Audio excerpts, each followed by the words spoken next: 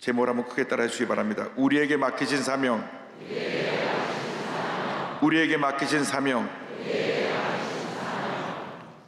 요한복음 21장 15절로 17절로 본문으로 하여서 함께 말씀을 나눕니다. 사람의 일생은 만남과 관계의 일생입니다. 좋은 사람과의 만남은 그 일생을 행복하게 만들고, 나쁜 사람과의 만남은 그 일생을 불행하게 만듭니다. 그래서 사람을 잘 만나야 됩니다. 일반적으로 사람의 근본은 평생 안 바뀐다고 합니다. 급한 사람은 평생 급한 성격대로 살고, 온순한 사람은 평생 온순하게 산다고 합니다. 한번 배신을 하면 또다시 배신하고, 정말로 힘들고 어려울 때 의리를 지킨 사람은 끝까지 의리를 지킨다고 합니다. 그래서 사람을 가려서 사귀어야 된다고 사람들은 말합니다. 어머니께서 저에게 가르치는 말씀 가운데 하나가, 사람을 사귀려면 3년을 지켜보고 나서 그 사람을 알고 난 다음에 마음의 문을 열어라 하셨던 말씀이 기억이 납니다. 저는 처음 만나서부터 무조건 마음을 열고 그 사람을 믿는데, 그렇게 하다가 많은 실수를 하게 되는 것입니다. 그런데 예수님은 이러한 사람들의 기준을 따르지 아니하셨습니다. 오히려 자신을 배신한 사람을 찾아가셔서 그를 용서하시고 다시 세워주셨습니다.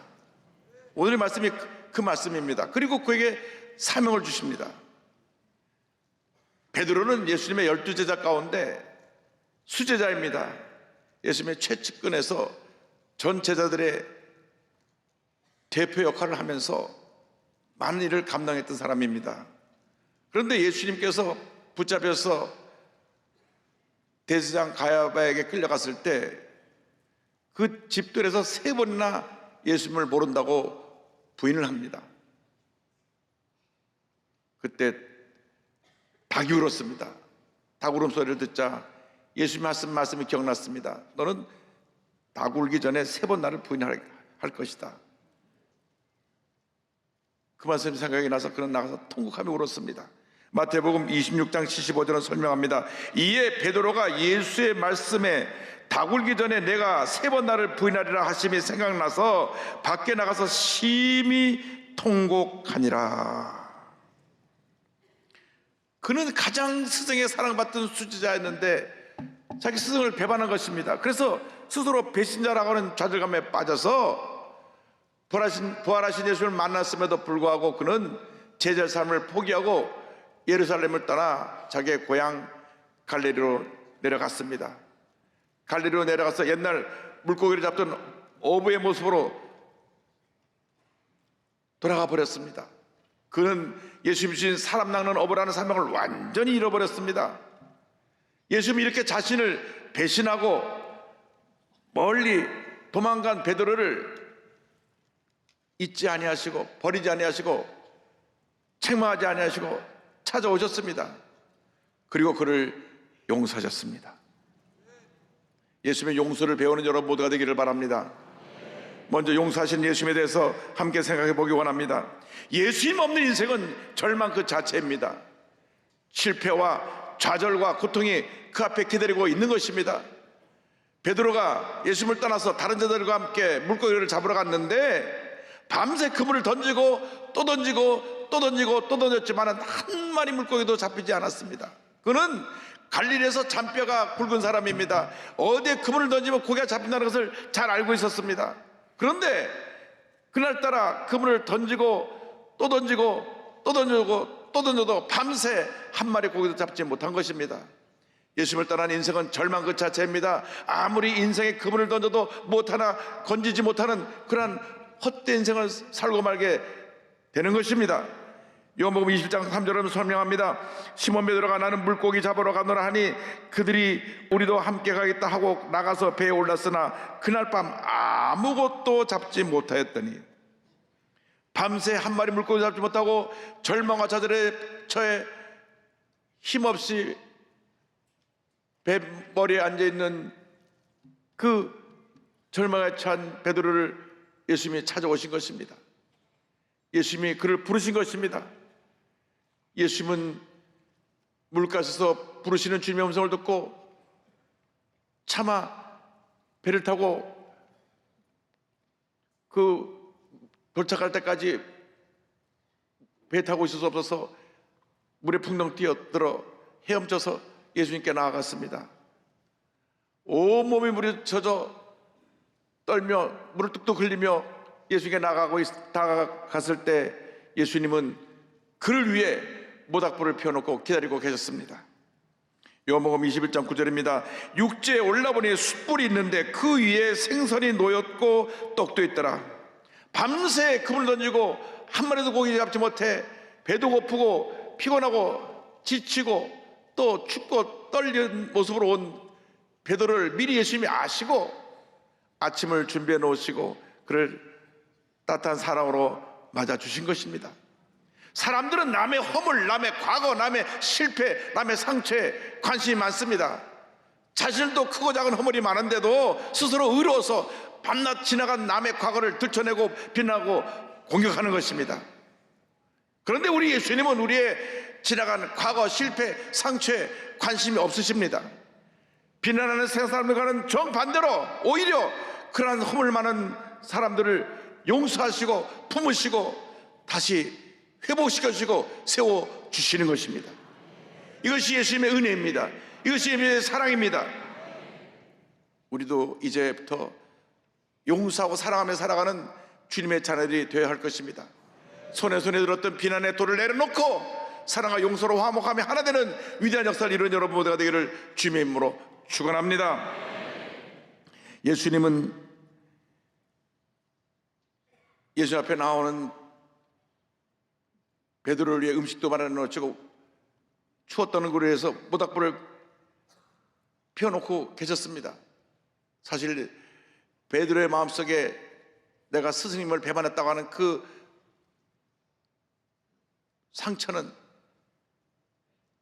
평생 그를 붙잡고 있는 트라우마가 될 수 있었습니다. 그런데 예수 앞에 나와보니까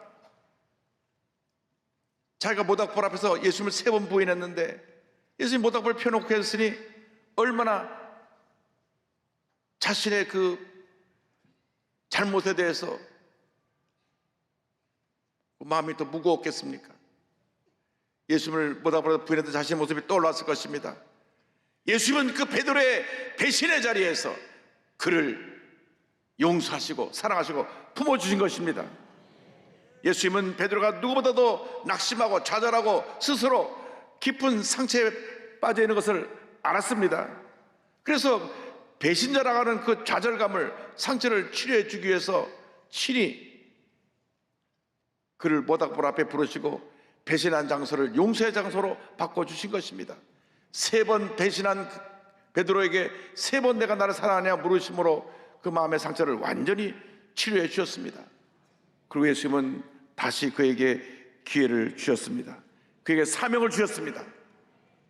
우리가 주님을 때때로 배신하고 등지고 생활해 나갔다고 할지라도 주님은 끝까지 우리를 사랑하시고 용서하시고 우리를 품으시고 우리를 회복시켜 주시고 우리에게 다시 사명을 맡겨 주시는 것입니다.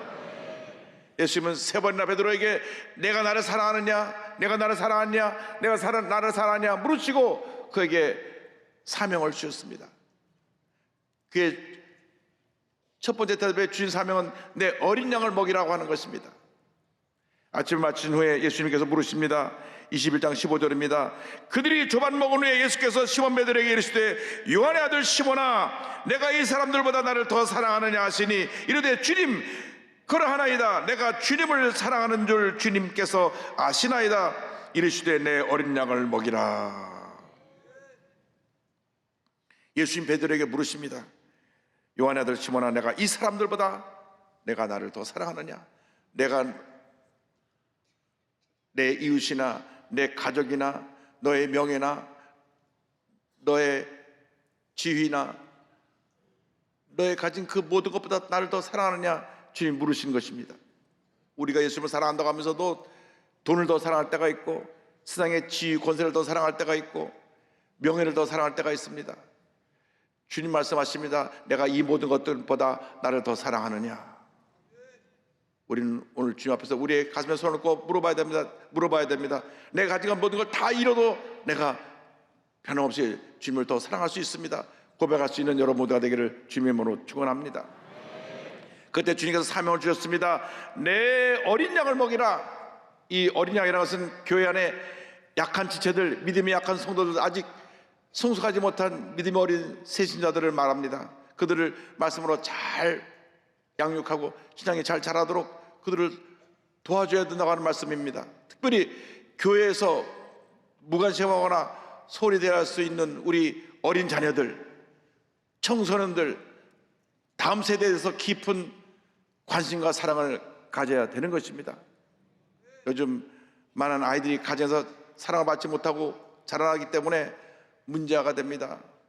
우울증에 빠지고 또 성격 장애가 생겨나고 인터넷 중독, 핸드폰 중독에서 벗어나지 못해서 스스로 절망에 처한 삶을 살고 있는 것입니다. 부모님의 무관심 속에 아이들의 병이 깊어지고 있는 것입니다. 요즘 부모님들은 아이를 위해서 좋은 것은 다 한다고 하면서 그저 학원에 열심히 다니고 좋은 대학 간 것만 목표로 세서 너무나 아이들에게 스트레스 주니까 아이들이 좌절하고 중고등학교 중퇴자가 50만 명이 넘고 저들이 지금도 방황하고 있는 것입니다. 우리들이 이 어린 양들을 사랑으로 돌봐야 되는 것입니다. 사랑의 관심을 가지고 그들을 품어줘야 되는 것입니다. 이 아이들이 우리 교회의 미래요, 우리 대한민국의 미래이기 때문에 주의 사랑으로 어린 양들을 돌봐야 되는 것입니다. 새신자들을 돌봐야 되는 것입니다.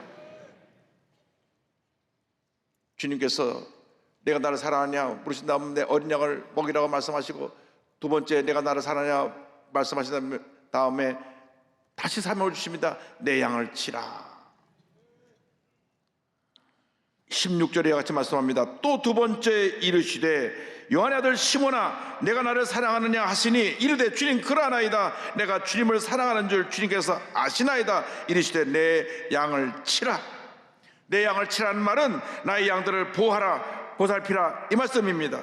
이 양은 우리 교회 구성원들을 말합니다. 우리 좌우에 있는 우리 성도님들을 말씀하고 있습니다. 성도님들을 이단과 무속신앙, 싹 유혹에 빠지지 않도록 지키고 보호하라고 하는 말씀입니다. 많은 이단들이 우리 주변에서 서성거리며 상별자를 찾고 있는 것입니다. 믿음이 약한 성도들 낚아채 가서 이단에 빠지게 합니다. 신천지가 들끓고 하나님의 교회라고 하는 이단이 들끓고 주변에서 호시탐탐 우리를 노리고 있습니다. 온갖 무속신앙이 예수 믿는 사람들을 자꾸 유혹해서 잘못된 데 빠지게 합니다. 마귀가 우리 삶을 도둑질하여 해서 우리 주변을 맴돌고 있는 것입니다. 주님 말씀하셨습니다. 요한복음 10장 10절입니다. 도둑이 오는 것은 도둑질하고 죽이고 멸망시키려는 것뿐이요 내가 온 것은 양으로 생명을 얻게 하고 더 풍성히 얻게 하려는 것이라. 이제 우리는 우리 주변에 어려움 당한 성도, 고난 가운데 있는 성도를 주의 사랑으로 돌봐야 되는 것입니다. 몸에 장애를 가진 우리 장애인 교우들, 북한 독재 정권을 피해서 생명 위험을 무릅쓰고 한까지 탈출해 왔는데 아무도 물정 모르니까 와서 하나원에 교육받고 나서 받은 정착금 다 사기로 다 날려버리고 절망한 데를 사고 있는 탈북자 가정이 많이 있습니다. 홀로 집에서 동사무소에서 복지담 나가는 직원이 갖다 주는 도시락 하나 받고 몸이 불편해서 하루 종일 그저 집에 계시고 쉬고 계신 독거노인들, 낯설고 물서는 이 대한민국에 와서 일하고 있는 200만이 넘는 다문화 가족들, 지난달 통계를 보니까 한국에 와서 90일 이상 체류하고 있는 다문화 가족이 204만 명이나 됩니다. 그러니까 200만 가족이 지금 우리와 함께 살고 있는 것입니다. 그들에 대한 관심을 갖고 그들을 사랑으로 섬겨야 되는 것입니다. 고난 중에 있는 이웃을 돌보는 것이, 그것이 바로 주님을 섬기는 것입니다. 마태복음 25장 35절 36절 40절을 말씀합니다. 내가 줄일 때 너희가 먹을 것을 주었고 목마를 때 마시게 하였고 나그네 되었을 때 영접하였고 헐벗을 때 옷을 입혔고 병들었을 때 돌보았고 옥에 갇을 때 와서 보았느니라. 임금이 대답하여 이르시되 내가 진실로 너에게 이르노니 너희가 여기 내 형제 중에 지극히 작은 자 하나에게 한 것이 곧 내게 한 것이니라 하시고, 이제부터 우리의 관심을 우리 이웃에게 돌려서 우리 주변엔 나보다 어렵고 힘들게 사는 많은 이웃들을 주의 사랑으로 돌보는 주님의 일꾼들이 다 되시기를 간곡히 부탁드립니다. 나 혼자만 잘 먹고 잘 살면 된다 하는 것은 얼마나 못된 신앙인지 모릅니다. 이기주의적인 모습인지 모릅니다. 그것은 올바른 신앙관이 아닙니다. 받은 은혜를 나눠주는 것이 올바른 신앙관이요, 베풀고 섬기는 것이, 그것이 복받은 인생의 모습인 것입니다. 그러므로 내 양을 치라, 내 양을 돌보라 하신 이 말씀을 우리에게 주신 사명을 알고, 이제부터는 우리 남은 여생, 우리 주변에 약하고 소외되고 병들고 문제없고 힘없는 사람, 인권 사각지에서 고통당하는 사람들을 사랑으로 돌보는 여러 모두가 되기를 주님으로 축원합니다. 다시 한번 내가 나를 사랑하느냐 물으신 다음 세 번째로 또 사명을 준 것이 내 양을 먹이라는 말씀입니다. 17절입니다. 세 번째 이르시되 요한의 아들 시몬아 내가 나를 사랑하느냐 하시니, 주께서 세 번째 내가 나를 사랑하느냐 하심으로 베드로가 근심하여 이르되 주님 모든 것을 아시오매 내가 주님을 사랑하는 줄 주님께서 아시나이다. 예수께서 이르시되 내 양을 먹이라. 여기 첫 번째 내 어린 양을 치라, 먹이라와 여기 세 번째 부르는 내 양을 먹이라는 것은 대상이 다릅니다. 이것은 영적 성장과 관계가 있습니다. 교회 내 이제 이미 예수 믿고 신앙생활을 하고 있는 기존 성도님들을 잘 양육하고 그들을 영적으로 강건하게 만들라고 하는 말씀인 것입니다. 새 신자에 대한 관심도 중요하지만 이미 신앙생활을 하고 있는 분도 신앙생활을 하다가 낙심하여 떨어져 나가지 않도록 말씀으로 잘 양육하고 훈련해서 건강한 성도가 되게 만들어야 되는 것입니다. 건강한 성도가 하나님의 은혜와 축복 가운데 하나님의 주신 은혜를 누리며 살아갈 수 있게 되는 것입니다. 예수님을 배반하고 멀리 떠난 제자를 찾아오셔서 다시금 사명을 주신 것입니다. 세 번이나 강조해서 내 양을, 어린 양을 먹이라, 내 양을 치라, 내 양을 먹이라고 사명을 주셨습니다. 베드로가 그 자리에서 완전히 꼬꾸라졌습니다. 나는 배신자인데, 나는 주님을 세 번이나 모른다고 부인하고 예루살렘을 떠나 이곳 갈릴리까지 와서 고기를 잡는 옛 어부의 모습으로 돌아갔는데 그 자리까지 찾아오셔서 본인을 세 차례나 사랑하냐고 물으시고 그를 사랑하고 용서하시고 사명을 주신 그 사랑에 너무 감동되었어요. 그때로부터 그의 남은 여생이 하나님 앞에 온전히 드려진 하나님의 가장 귀하게 쓰임받는 주님의 제자의 일생이요, 또 마지막 내로왕실 때 그가 순교로서 주님 앞에 그 사랑을 빚을 갚은 위대한 하나님의 종이 되었습니다. 그가 오순절날 성령을 받고 난 후에 예루살렘 교회가 탄생되고 예루살렘 교회의 지도자가 되어서 사도행전 전반부 1장부터 12장까지 그 모든 사역의 중심이 바로 베드로입니다. 전반부는 예루살렘 중심으로 사역한 베드로의 기록이고 후반부는 이방 선교를 한 사도 바울의 기록인데, 그렇게 위대한 사도로 그의 남은 생 쓰임받게 된 것입니다. 지금 우리 모두에게 주님 사명을 주고 계십니다. 어린 양을 돌보라고 말씀합니다. 상처 입은 이웃을 돌보라고 말씀합니다. 주변의 성도를 말씀으로 잘 양육하라고 말씀하고 있는 것입니다. 가난하고 소외되고 상처 입은 이웃들에게 예수의 사랑을 시전하는 여러분 모두 되시기를 주님의 이름으로 축원합니다. 축원합니다. 축원합니다. 사명자가 되어서 주 앞에 순교까지 그의 목숨도 아끼지 않고 헌신한 일사각오로 헌신했던 주기철 목사님 계십니다. 주기철 목사님은 1897년 11월 25일 경남 창원 응천군에서 태어나셨는데 사남 3년 중 넷째 아들로 태어났습니다. 평양 오산학교에 진학해서 기독신앙을 깊이 받아들이고 난 다음 원래 이름이 기복이었는데 기철로 바꿨습니다. 기독교를 철저히 믿겠다. 그래서 이름을 기철로 바꾼 것입니다. 그는 예수 믿을 때 이미 사명자로 자신을 주님께 드리기로 결심을 했습니다. 1916년 연희전문학교 상과 입학을 했는데 지병인 안질이 악화되어서 더 이상 공부를 하지 못하고 학업을 중단하고 고향으로 돌아왔다가 마산 문창교회에서 열린 부흥회 때 유명한 김익도 목사님의 말씀에 은혜를 받고 내가 죄종이 되어야 되겠다. 그래서 1922년 평양신학교에 입학을 하고 1925년 목사 안수를 받고 부산 출안교회와 마산 문창교회를 차례로 다녀오면서 목회자로서의 삶을 이어갔습니다. 그는 기도와 말씀 묵상하고 설교 준비하는 일에 최선을 기울였습니다.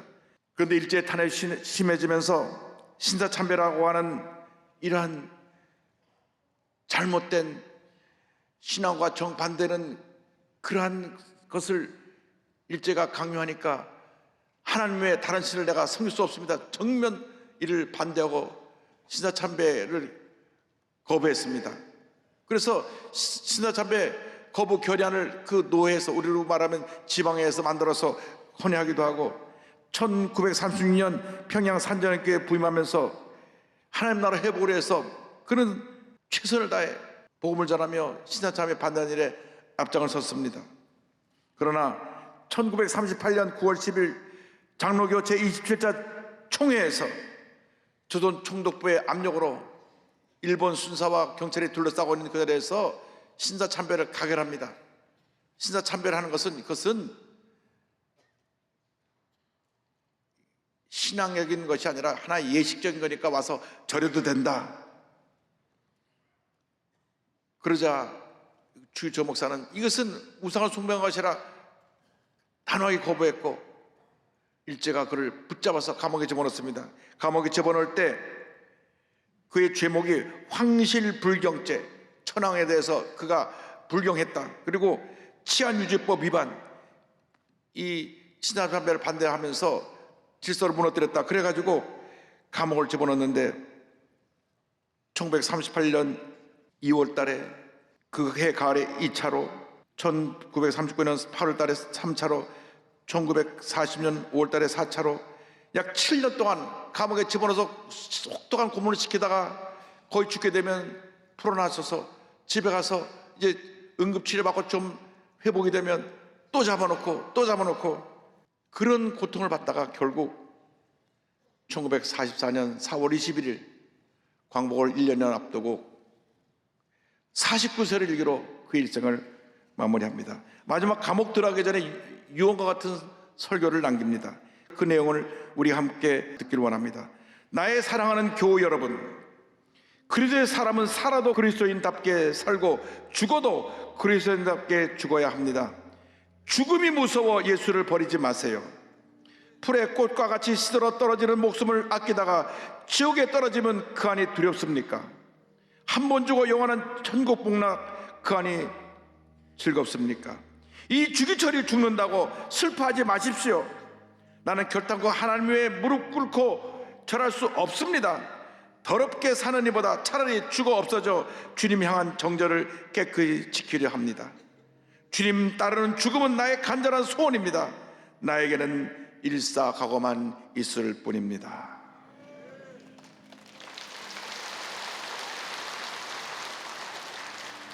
여러분, 일사각오의 정신으로 주님을 섬기는 여러분 모두가 되기를 바랍니다.